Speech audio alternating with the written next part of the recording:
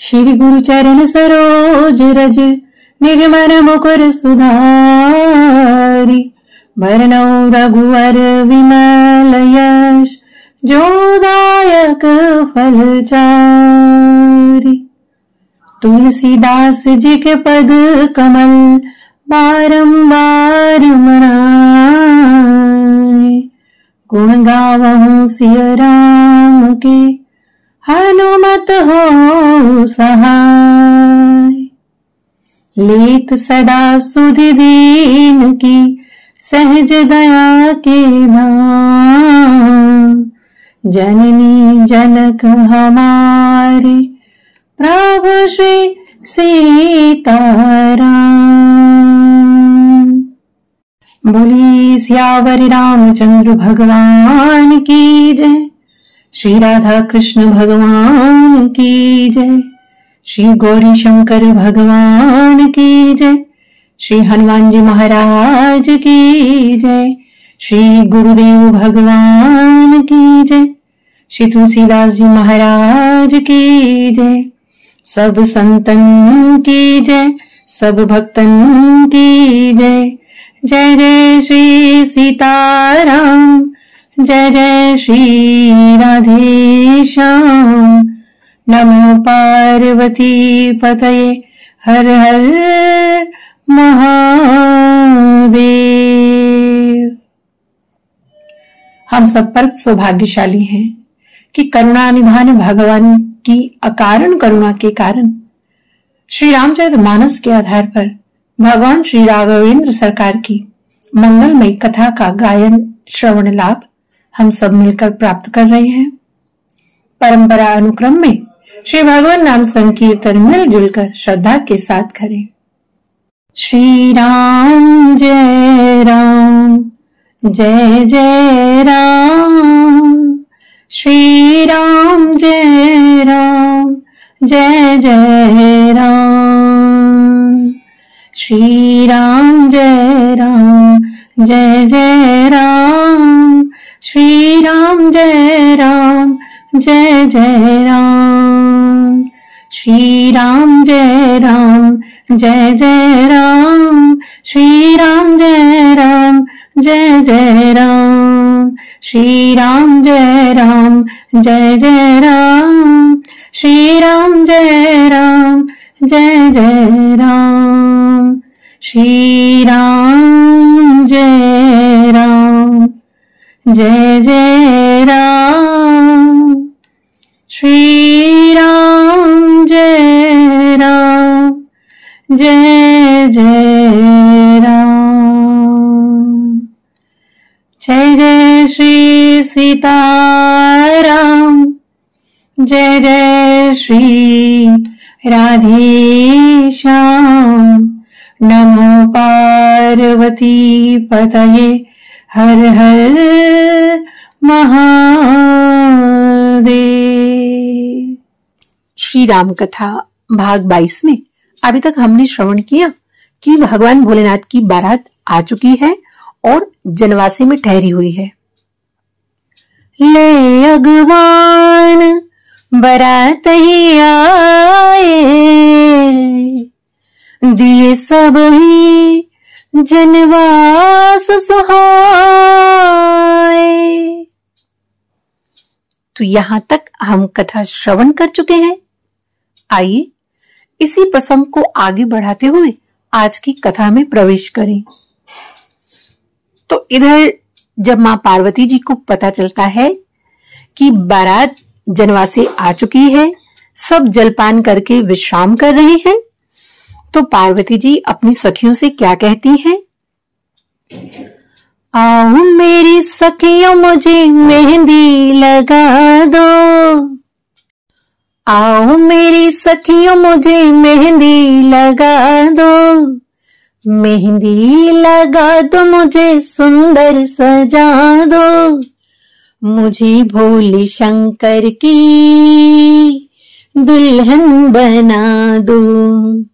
हो मुझे भोले शंकर की दुल्हन बना दो। आओ मेरी सखियों मुझे मेहंदी लगा दो। मेहंदी लगा के मुझे सुंदर सजा दो, मुझे भोले शंकर की दुल्हन बना दो। सत्संग में मेरी बात चलाई, सतगुरु ने मेरी किन्हीं सगाई। उनको बुला के हथेलेवा तो करा दो, उनको बुला के हथेलेवा तो करा दो, मुझे भोले शंकर की दुल्हन बना दो। तो यहाँ हथलेवा का अर्थ है पाणी ग्रहण।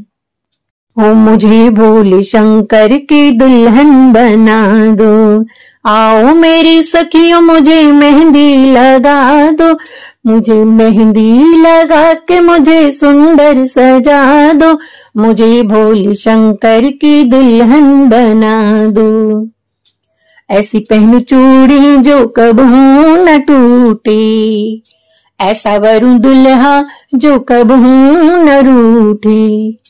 अटल सुहाग की बिंदिया लगा दो, अटल सुहाग की बिंदिया लगा दो, मुझे भोले शंकर की दुल्हन बना दो, मुझे भोले शंकर की दुल्हन बना दो। आओ मेरी सखियों मुझे मेहंदी लगा दो, मेहंदी लगा के मुझे सुंदर सजा दो, मुझे भोले शंकर की दुल्हन बना दो।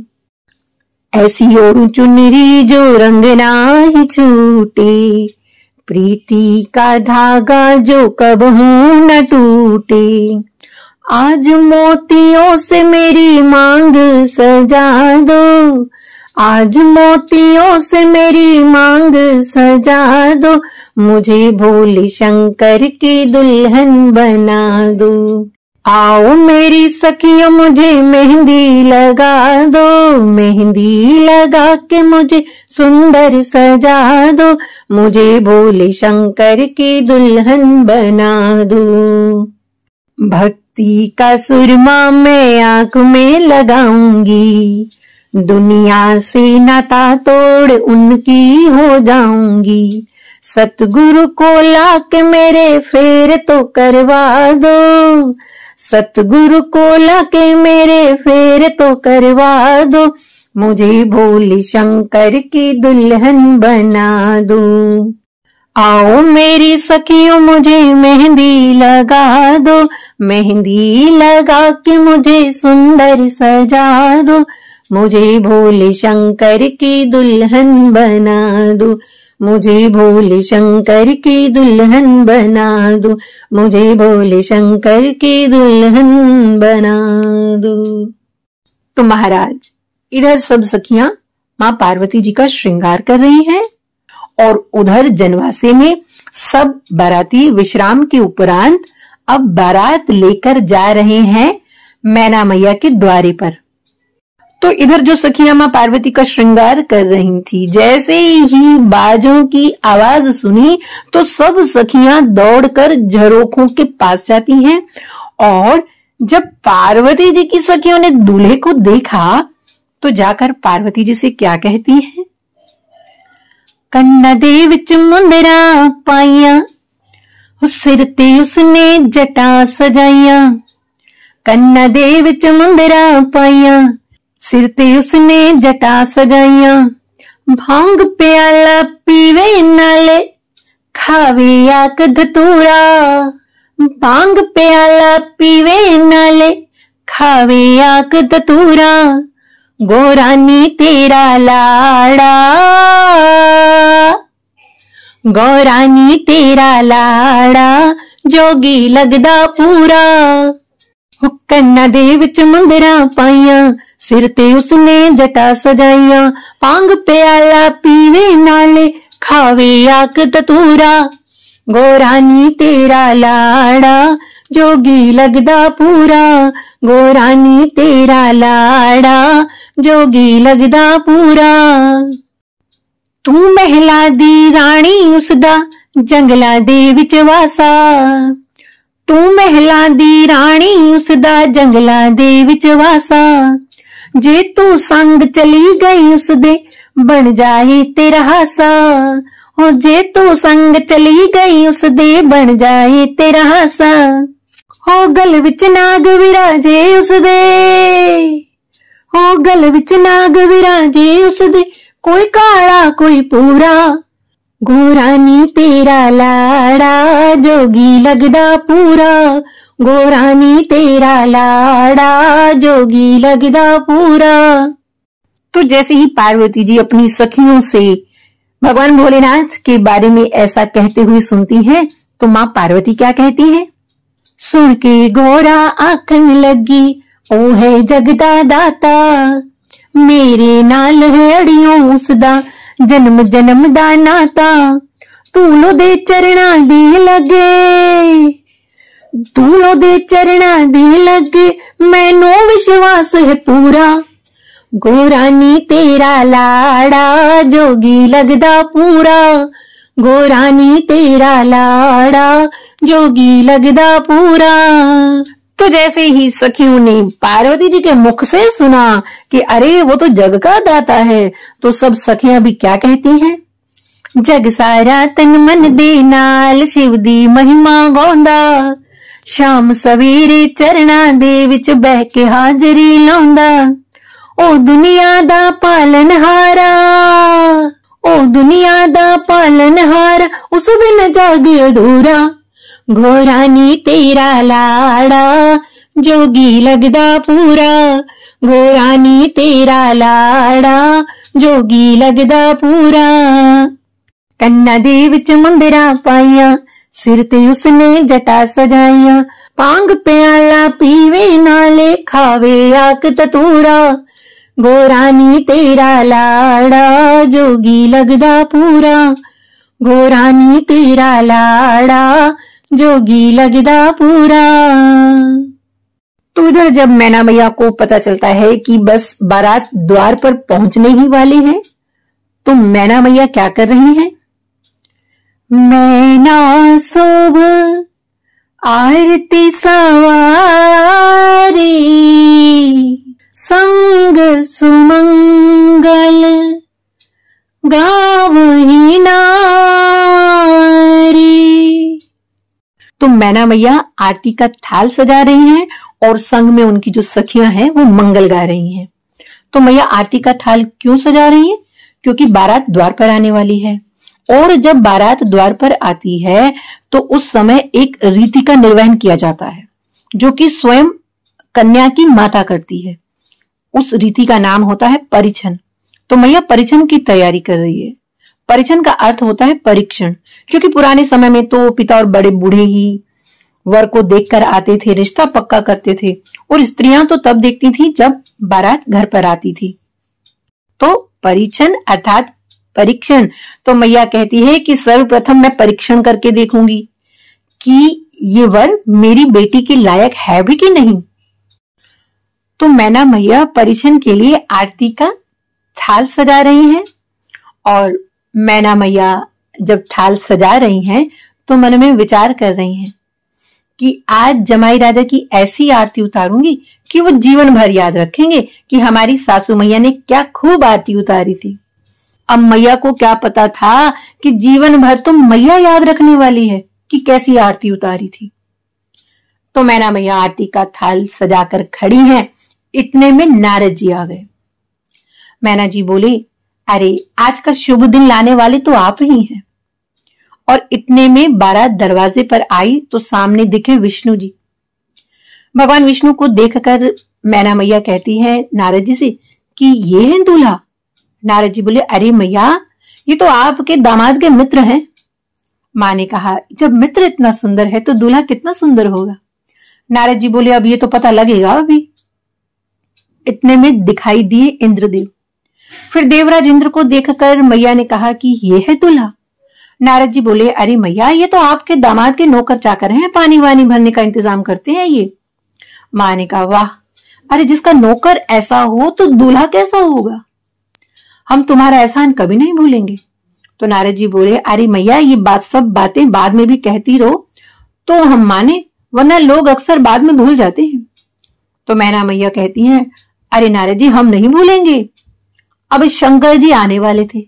अब नारद जी ने सोचा कि अब यहां खड़े रहना ठीक नहीं है, तो नारद जी कहते हैं, मैया हमारे बड़े परिचित लोग आए हैं, उनसे जरा हम मिलना है।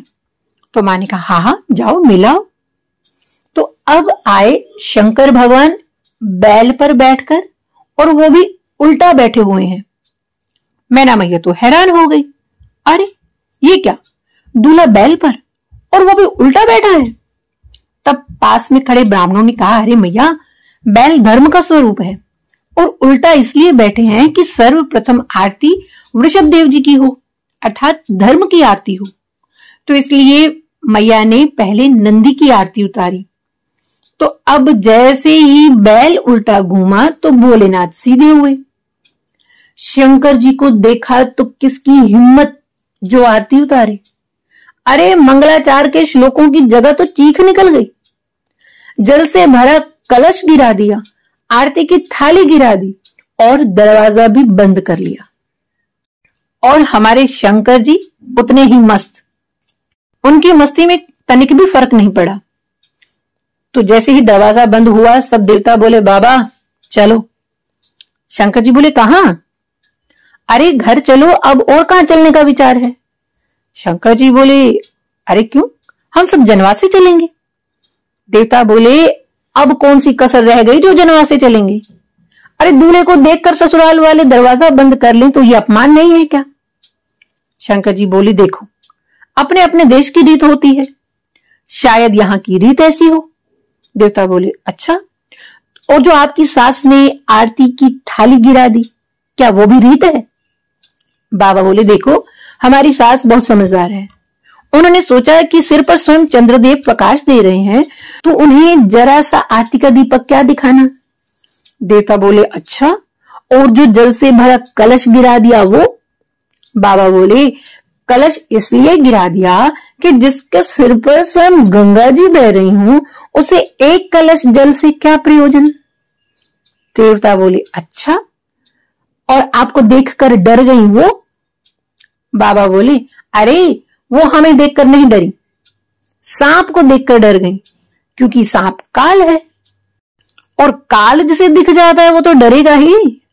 लेकिन अगर सांप से ऊपर उठकर देखती तो फिर मैं दिखाई देता, काल में भी महाकाल दिखाई देता, और महाकाल को देखकर तो जन्म जन्म का भय समाप्त हो जाता है। महाराज इस प्रकार देवताओं को समझाकर सब लोग दरवाजा बंद हो जाने के कारण जनवासे को चले आए।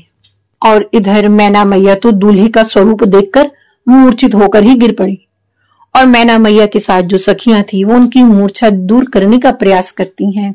और जब मैना मैया की मूर्छा दूर हुई तो वो तुरंत पार्वती जी के पास आई और पार्वती जी को गोद में बिठाकर आंखों में आंसू भरकर मैया क्या कहती हैं, बड़ा ही सुंदर छंद में बाबा तुलसी ने वर्णन किया है। कस कीन बरु बोरा विधि जही तुम्हें सुंदरता दई, जो फल चाहिए सुर तरु ही सो बर बस बबू रही ला गई, तुम सहित गिरते गिरो पावक जरू जल निधि महु परो, घर जाऊं अपजस हो जग जीवत विवाह न हो करो, कसकीन बरु बोरा विधि जेही तुम्हें सुंदरता दई। बोरा अर्थात बावला। तो मैया कहती है पार्वती से कि जिस ब्रह्मा ने तुमको इतना सुंदर बनाया उसने वर को बावला क्यों बनाया। जो फल चाहिए सुर तरुही सो बरबस बबूर ही ला गई, कि जो फल सुरतरु, यहां सुरतरु अर्थात जो देवताओं का जो वृक्ष है वो क्या है, कल्प वृक्ष। तो जो फल कल्प वृक्ष में लगना चाहिए था वो जबरदस्ती बबूल में लगा दिया। आगे क्या कहती है मैया, तुम सहित गिरते गिरो पावक जरू जल निधि महु परो, कि मैं तुम्हें लेकर पहाड़ से गिर पड़ूं, अग्नि में जल मरूं या समुद्र में डूब मरूं।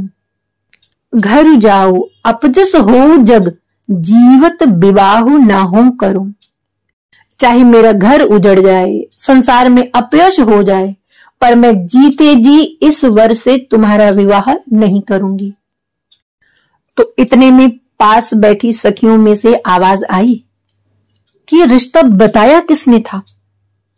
तो जैसे ही मैना मैया ने सुना तो एकदम से नारद जी की याद आई, और नारद जी को तब मैया ने जो बुरा भला सुनाया। नारद कर में काह बिगारा, भवन मोर जिन बसत उजारा। अस उपदेश उमहि जिन दीना, बोरे बरई लागी तप कीना। साच हुन के मोह न दाया, उदासीन धनु धाम न जाया। पर घर घालक लाज न बीरा, बांझ की जान प्रसव के पीरा। बांझ की जान प्रसव के पीरा। तो मैया कहती है, नारद का मैंने क्या बिगाड़ा था जो मेरा बसा हुआ घर उजाड़ दिया, और पार्वती को ऐसा उपदेश किया कि उसने बावले पति के लिए तप किया। सचमुच नारद जी के मन में जरा भी दया नहीं है, वो तो उदासीन है, और उनके ना धन है, ना घर है, और ना ही स्त्री है। वे पराये घर को उजाड़ने वाले हैं। उन्हें न शर्म है, न किसी का डर। भला बांझ क्या समझे कि प्रसव की पीड़ा क्या होती है। तो पार्वती जी अपनी माता को व्याकुल देखकर बड़े ही मीठी वाणी से मैया को समझाती हैं। पार्वती जी क्या कहती हैं? अस बिचारी सोचही मती माता, सो न टरई जो रचई विधाता। कर्म लिखा जो बाउर ना हो, तो कत दोष लगाइए काहू। तुम सन मिटहि की विधि के अंका, मातु व्यथ जनी लेहु कलंका। तो पार्वती जी कहती हैं, मैया विधाता ने जो रच रखा है वो टलता नहीं है, ऐसा समझकर आप सोच मत करिए। अगर मेरे भाग्य में ही बावला पति लिखा है तो किसी को दोष क्यों लगाया जाए। मैया, क्या आप विधाता के लिखे को मिटा सकती हो? इसलिए आप व्यर्थ में अपयश मत लीजिए। मां, जो दुख सुख मेरे भाग्य में लिखा है वो मैं जहां जाऊंगी वहीं पाऊंगी, इसलिए आप दुखी मत होइए। यह समय दुख दिखाने का नहीं है। तो इधर मैना मैया को पार्वती जी समझा रही हैं, तो उधर जब हिमाचल राज को एक सहचरी सूचना देती है कि मैना मैया हठ ठाने हुए हैं और वो पार्वती जी का विवाह नहीं करेंगी, और नारद जी को बहुत बुरा भला भी सुना रही हैं। तो इधर हिमाचल राज ने फिर नारद जी से ही कहा कि नारद जी, अब आप ही समझाओ मैना को, इधर विवाह का मुहूर्त निकला जा रहा है। तो नारद जी ने कहा, अरे हम अकेले नहीं जाएंगे। अरे अभी तो हम उनके सामने नहीं है तो हमें इतना बुरा भला सुना रही हैं, और अगर इस समय हम उनके सामने चले गए तो हम बचने वाले नहीं हैं। इसलिए मैं अकेला नहीं जाऊंगा, मेरे साथ किसी को भेजो। और तब नारद जी के साथ हिमाचल राज और सप्तऋषि जाते हैं रनिवास में।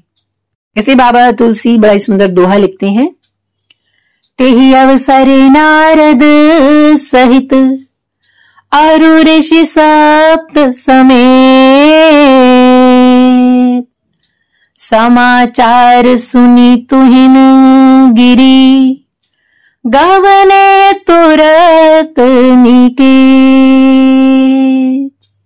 और और तब नारद जी ने मैना मैया से क्या कहा? मैना सत सुनहु मम बानी, जगदम्बा तव सुता भवानी। अजा अनादि शक्ति अविनाशिनी, सदा शंभु अर्धंग निवासिनी। जग संभव पालन लयकारिणी, निज इच्छा लीना बपुधारिणी। हे मैना जी, मेरा वचन सत्य है, तुम्हारी कन्या भवानी है, वो जगत माता है। ये अजन्मा, अनादि और अविनाशिनी है और सदैव शिव जी के अर्धांग में रहती है। यही जगत को उत्पन्न, पालन और संहार करने वाली है और अपनी इच्छा से ही लीला देह धारण करती हैं। और ये सब कहते हुए नारद जी फिर उन्हें समझाते हुए पार्वती जी के पिछले जन्म की कथा सुनाते हैं। तब नारद सब ही समझावा, पूर्व कथा प्रसंग सुनावा। जन्मी प्रथम दक्ष ग्रह जाई, नाम सती सुंदर तन पाई। तहु सती शंकर ही विवाही, कथा प्रसिद्ध सकल जग माही। एक बार आवत शिव संगा, देखे रघुकुल कमल पतंगा। भय मोह शिव कह न कीन्हा, भ्रम बस बेश सिय कर लीन्हा। तब नारद जी ने पूर्व जन्म की कथा सुनाकर सबको सुनाया कि पहले तुम्हारी ये जो पुत्री पार्वती है, पहले ये दक्ष के गर्भ में इसने जन्म लिया। वहां सुंदर शरीरधारी इनका नाम हुआ सती, और वहां भी सती जी का विवाह शिव जी से हुआ था। और एक बार शिव जी के साथ वन में आते हुए श्री राम जी को देखकर भ्रम हो गया, और शिव जी के समझाने पर भी जब सती ना समझी, तब सती ने सीता जी का रूप बना लिया।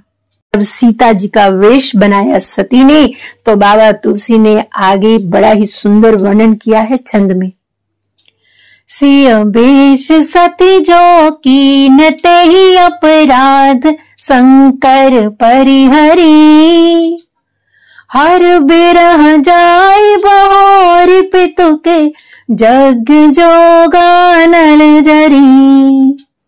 अब जननी तुम्हारे भवन निज पति, लागी दारुण तप किया।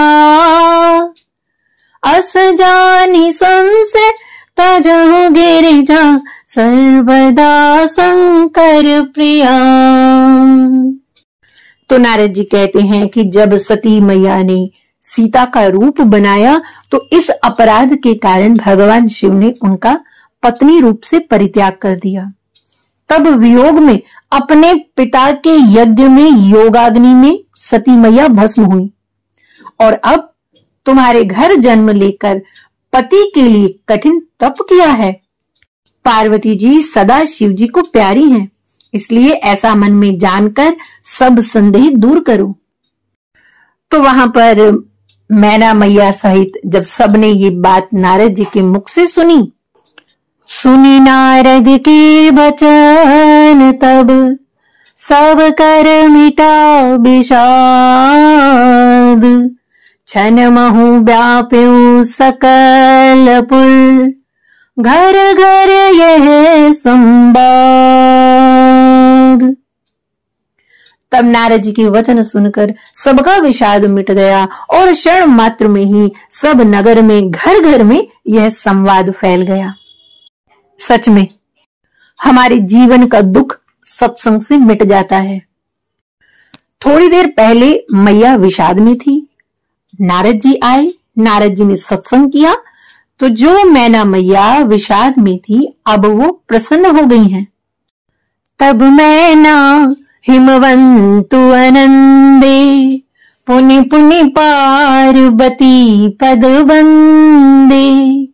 नारी पुरुष शिशु जुबा सयाने नगर लोग सब अति हर्षाने।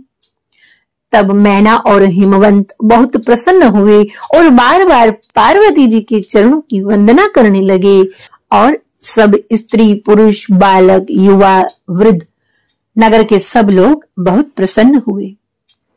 आज कथा को यहीं विराम देते हैं, आगे की चर्चा कल करते हैं। तब तक जय सिया राम। हरि नमः, हरि नमः, हरि